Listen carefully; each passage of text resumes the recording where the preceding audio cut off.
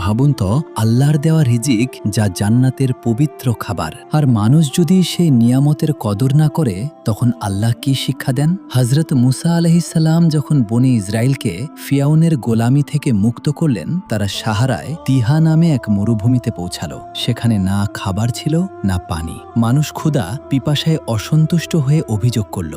তখন মুসা আলাইহিসসালাম আল্লাহর দরবারে দোয়া করলেন, আর আল্লাহ তাআলা তাদের উপরে রহমত দান করলেন। আকাশ থেকে তাদের জন্য নাজিল হলো মান্না ও ছালুয়া। মান্না ছিল মধুর মতো সাদা এক খাবার, যা গাছ, পাথর ও মাটিতে জমে যেত। তারা তা জমা করে রুটি ও হালুয়া বানাতো, আর সন্ধ্যায় আকাশ ভর্তি হতো। ছালুয়া নামের এক ছোট পাখিতে, যা খুব সহজেই ধরা যেত, তাজা গোশত দিয়েছিলেন আল্লাহ তাদের জন্য।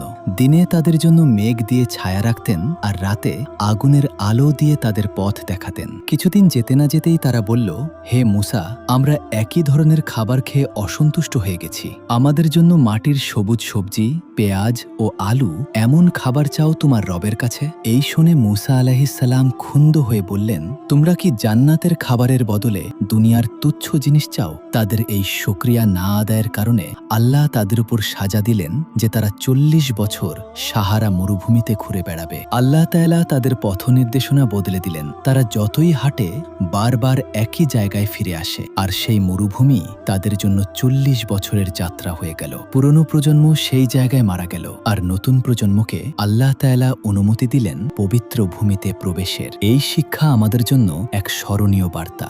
আল্লাহর নিয়ামতের যে শুকরিয়া করল না, তার সারা জীবনও অপ্রযাপ্ত হয়ে যায়।